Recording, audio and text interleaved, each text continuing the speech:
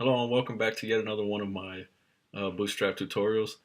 And in the last video, we set up this accordion and got that done pretty quickly. In this video, we're finally going to put something in our main area right here to the right. Uh, we're going to go ahead and put this slider, pretty basic, not the best looking slider, but it's very functional and it's flexible. So let's get started. I'm going to switch back over to my index.html file. And in the last video, we wrapped up the accordion, and now we're finally going to put something over here. Oh, by the way, I added this new package to Sublime, and it kind of, it underlines matching brackets, and I tweaked mine a little bit to make it a little more readable for you guys, but hope that helps you. So as I said, we're going to do a slider this time, and we're going to give this an ID of slider, not slider.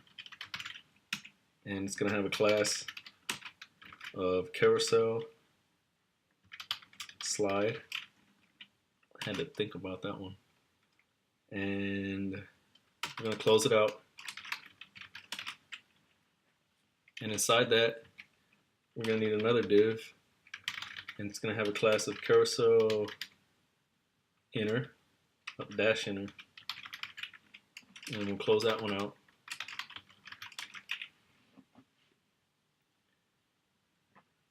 Inside of our inner, we'll need the actual div that's going to hold our content.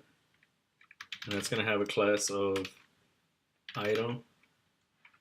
And we'll close this out. So we got our main div for the slider. We got our second div for the inner part that's going to hold every single slide. You can think of item as another way of referencing a particular slide. And right outside of our div with the carousel inner, so right under this line, we'll need our controls for the slider. They're going to be 2 anchor tags, and I'll just type 1 and then copy and paste. And I'll do the left one first. Carousel dash control. Put a reference to the main slider. Remember, we gave our first div this ID of a slider, and that's why we have to put it here in our control. Use a data slide attribute, and we'll put previous, and then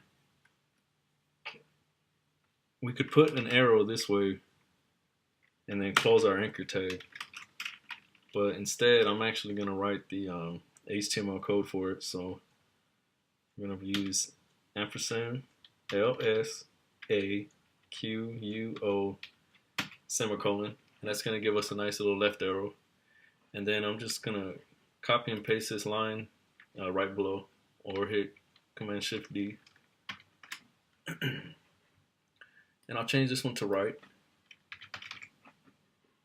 I'm going to change this one from previous to next.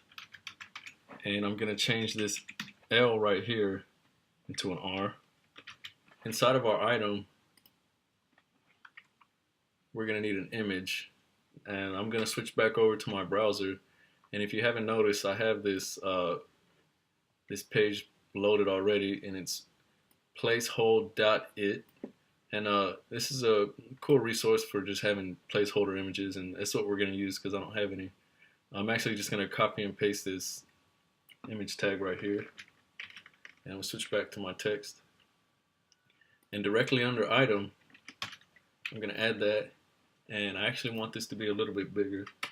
I'm going to make that 850 by 550.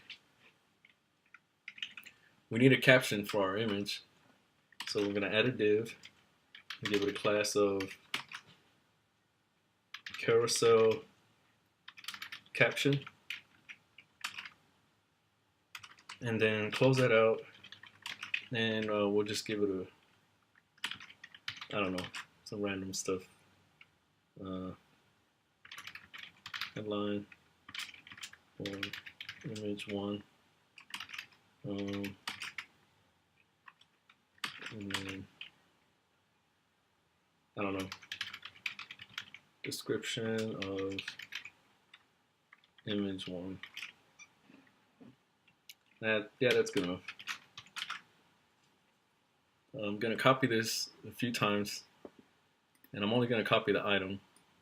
And you have to make sure that it stays within the carousel dash inner, or else your slider might not, or actually it won't function properly. So I'm only gonna use 3 of them, and to make sure we're sliding to different ones, I'm just gonna put 2 here.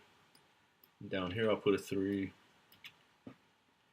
So I have my slider div set up, inner carousel. I've got all the items and I've got the 2 controls. I need one last thing, and I have to set one of these items to be the default slide. That is the slide that's shown as soon as your page loads. And to do that, you just have to add the active class to any one of your items. It doesn't matter. It doesn't have to be the first one. And that should be it.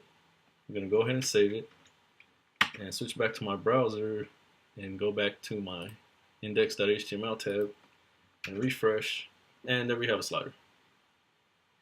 It's already fully functional. It's got our captions in it, and it's got our image placeholders. So that's going to be it for this video. In the next one, we'll go ahead and do this tabbable content